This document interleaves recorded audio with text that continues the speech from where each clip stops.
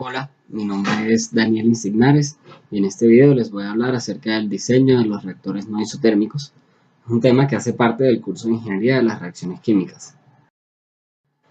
Para esto voy a utilizar una adaptación de un ejercicio de Fowler que tiene varias cosas interesantes y vamos a ir desarrollándolo junto con las demostraciones y se va a ir viendo el método que se debe usar para la solución de este tipo de problemas. El ejercicio dice así: la reacción en fase líquida A más B produce C, sigue una ley de velocidad elemental y tiene lugar en un CCTR de 1 metro cúbico con chaqueta, en el cual el flujo volumétrico es de 0.5 metros cúbicos por minuto y la concentración de entrada de A es de 1 molar. Cuando la reacción se realiza de forma isotérmica a 300 Kelvin con una alimentación equimolar de A y de B, la conversión es del 20%. Cuando la reacción se efectúa adiabáticamente, la temperatura de salida es de 350 Kelvin y la conversión es del 40%.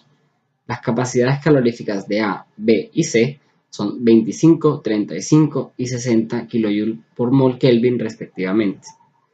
Se propone agregar un segundo CCTR con chaqueta a la salida del primero y del mismo tamaño. Para la chaqueta se tiene un U por A de 4 kJ por minuto Kelvin. El fluido de enfriamiento entra y sale del intercambiador a una temperatura de 350 Kelvin. ¿Cuál es la velocidad de eliminación de calor requerida para que el primer CCTR opere de forma isotérmica? Entonces, en resumen, ¿qué nos pregunta el punto A? ¿Qué nos dice? Se tiene una reacción en fase líquida de la forma A más B produce C, que sigue una ley de velocidad elemental. Inicialmente se tiene un flujo equimolar de A y de B que entra a un caudal de 0.5 metros cúbicos por minuto con una concentración inicial de A y por tanto de B de 1 molar y a una temperatura de 300 Kelvin. Y sale todo a unas condiciones. Y nos dan dos datos de interés. Uno, en condiciones isotérmicas a 300 Kelvin, dice que la conversión es de 0.2, y otro en condiciones adiabáticas, que cuando la temperatura de salida es de 350 Kelvin, la conversión es 0.4. Preguntan qué cantidad de calor debe removerse para la operación isotérmica. Entonces, ¿cómo se hace el balance de energía para un CCTR con intercambiador de calor? En primera instancia, hay que recordar que la energía total es igual a la suma de la energía potencial, la cinética y la interna.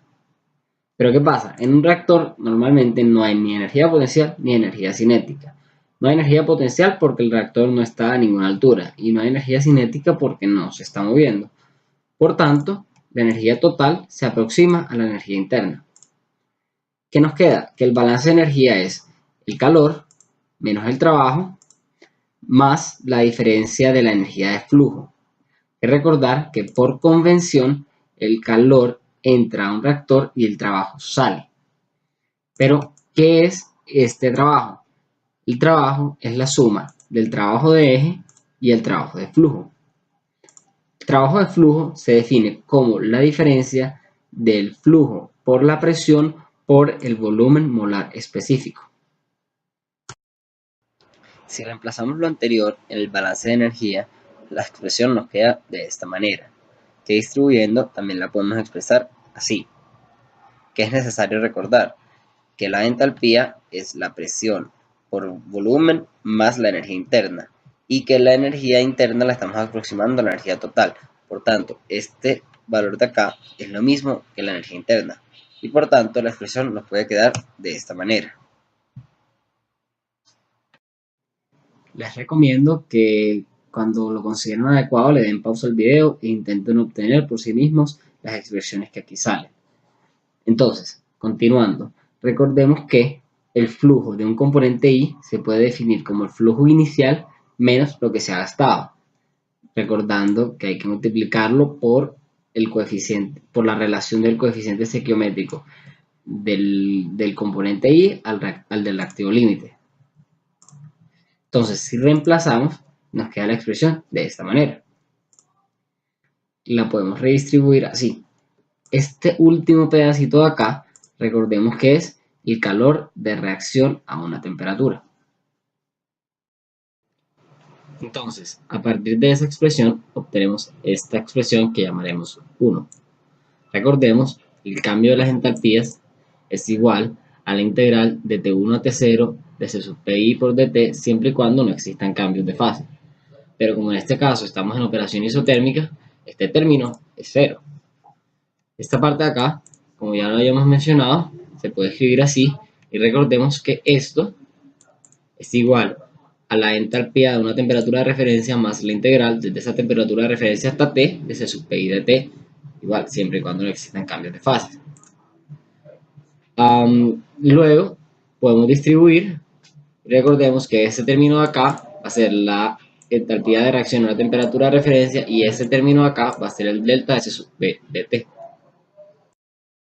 Recordemos que el delta de C sub P es la diferencia de los C sub P de los productos y de los reactivos, pero teniendo en cuenta la relación estequiométrica. Sin embargo, como para este caso todos tienen relación 1 a 1, entonces 0. Por tanto, la entalpía de reacción a una temperatura cualquiera va a ser igual a la entalpía de reacción a la temperatura de referencia. También hay que recordar que el trabajo de eje es 0, porque este se considera despreciable. Reemplazando entonces en la ecuación 1 obtenemos esta ecuación, y que como estamos en estado estacionario, esto es 0, y esta expresión la llamaremos 2. Necesitamos conocer este término de acá. Para hallar ese término, se recurre a la información que se tiene para el reactor operando de forma adiabática. Entonces, la expresión 1 nos queda así, que es lo mismo que ya se tenía, pero sin el calor. Entonces, si la reorganizamos así, recordando que la entalpía es C sub P por delta de T, y que aquí se cancelaron un caudal acá y un caudal acá, despejamos este término, reemplazamos los valores numéricos y hallamos que la entalpía de reacción a la temperatura de referencia del problema es menos 7500 kJ por mol. Con esto volvemos al caso isotérmico, que es la ecuación 2. Ya nos queda así. Ya tenemos este dato, reemplazamos los valores numéricos y hallamos que el calor necesario es 750.000 kJ por minuto. Recordemos que aquí está el símbolo negativo que nos indica que el calor sale del reactor. Es decir, que para que el sistema opere de forma isotérmica, el intercambiador debe retirar este calor. ¿Qué dice la parte B del problema? Pregunta cuál es la conversión a la salida del segundo reactor cuando el primero opera de forma isotérmica.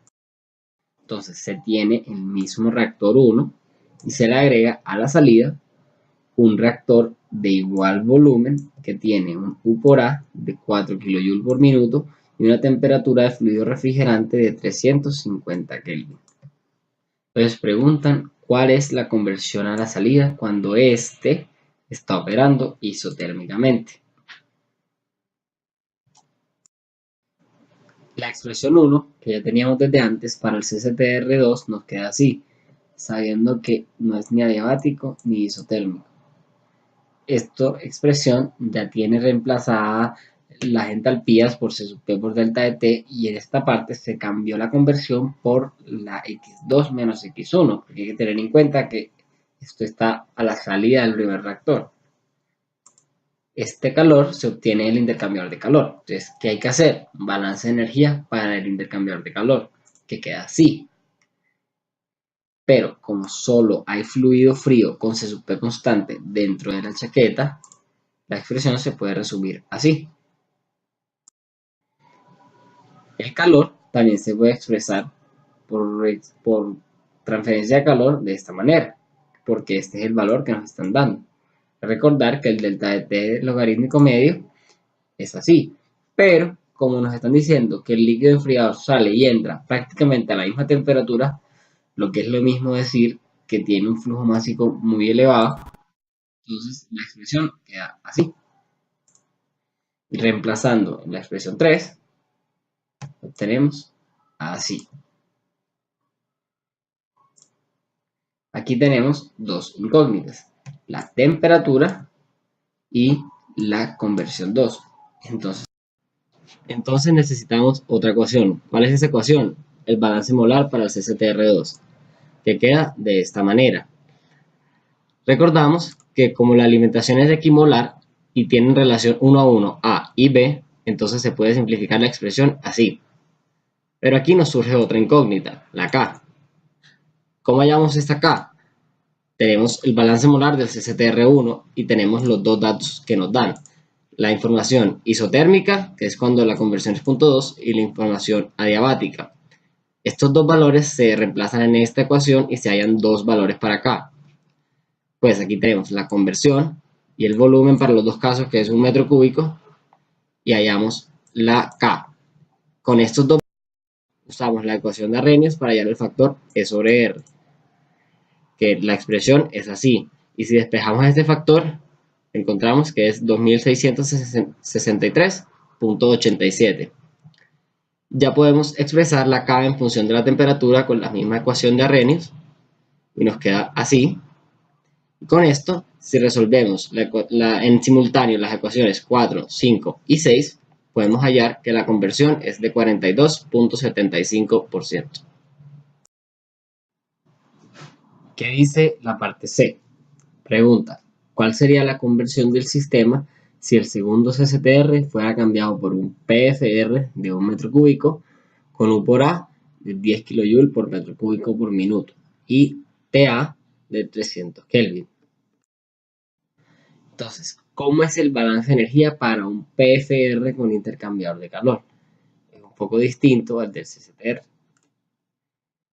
Entonces, esta es la imagen de un PFR con intercambiador de calor. Por acá va la reacción y por acá va el fluido refrigerante.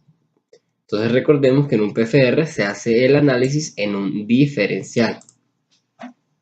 Entonces, en estado estacionario nos queda así. El delta de Q lo obtenemos del balance de energía del intercambiador, que queda así, que es U por delta de A por TA menos T. ¿Qué pasa? Que nosotros tenemos información para U por A minúscula. ¿Qué es esa A minúscula? Se define que el delta del área es área específica por el delta de volumen. Entonces, si reemplazamos esto en la expresión anterior, nos queda así. Y reemplazamos en la expresión 7 anterior y nos queda así. La reorganizamos y le sacamos el límite cuando delta de B tiende a 0 y podemos obtener esta expresión. Partiendo de esta expresión, hacemos la derivada de un producto y nos queda esta expresión.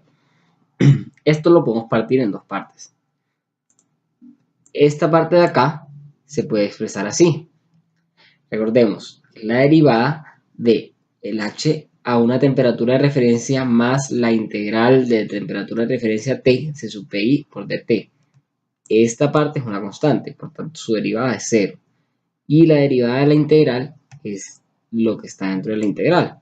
Pero esto es constante, entonces por tanto nos queda así. Esto de acá se puede definir como el RDI, pues el cambio del flujo en el volumen es la velocidad de reacción. Y esto sale del balance molar. Entonces, por tanto, esta expresión la podemos transformar en esto. Partiendo de esa expresión, recordando que la velocidad de reacción de un componente I se puede escribir en términos de la velocidad de reacción del reactivo límite y recordando que la entalpía de reacción a una temperatura dada se expresa de esta manera y que para nuestro caso se cumple esto, entonces este término de acá pasa a ser igual a esto. Les recuerdo que es bueno que vayan pausando el video y haciéndolo por sí mismos para que encuentren las mismas respuestas, las expresiones que aquí tenemos. Entonces, si este sistema se soluciona, pues se despeja el dt de B y se soluciona, nos queda así. Y tenemos también relaciones adicionales como el RA, el CA, la expresión para la concentración de C y el balance molar. Todas son expresiones que ya teníamos. y resolvemos esto con desde volumen 0 hasta el volumen 1 y con la conversión inicial de punto 2. ¿Por qué punto 2? Porque estaba a la salida del primer reactor. Sabemos que el reactor 1 está operando isotérmicamente, entonces, y la operación isotérmica del primer reactor da una conversión de punto 2. Con eso encontramos que la conversión 2 con un PFR sería de 41.63%. ¿Qué dice la parte D del problema? Un químico sugiere que a temperaturas superiores a 380 Kelvin la reacción inversa no puede despreciarse. Desde el punto de vista termodinámico sabemos que a 350 Kelvin la constante de equilibrio es 2 litros por mol. ¿Qué conversión podrá lograrse si la temperatura de entrada al PFR del punto C es de 350 Kelvin? Entonces, todo se hace igual a la parte C, pero hay unos pequeños cambios. Cambia la velocidad de reacción, porque ya se tiene en cuenta la reacción inversa. Entonces, hay que tener una expresión para este Kc en función de la temperatura, que la podemos definir así. Y el problema nos da este dato de acá. Y también es bueno para un problema en equilibrio, siempre es bueno definir la conversión de equilibrio. Pues habría que despejar la conversión de equilibrio de acá y se soluciona igual en el parte C, pero cambiando lo que sea pertinente y obtenemos que la conversión es de 20.2%. ¿Qué pasa con esto? Es muy similar a la que sale del reactor 1, nada más incrementó, mejor dicho, 0.2%. ¿Qué pasa? Que se considera que a estas temperaturas no sería viable porque la reacción se está devolviendo mucho, porque lo que se ha producido, lo que se ha consumido de A y de B se está volviendo a producir y por tanto la conversión permanece prácticamente igual. Entonces a estas temperaturas no sería viable operar el sistema. Con esto concluye la solución de este ejercicio. Espero que les haya quedado muy claro.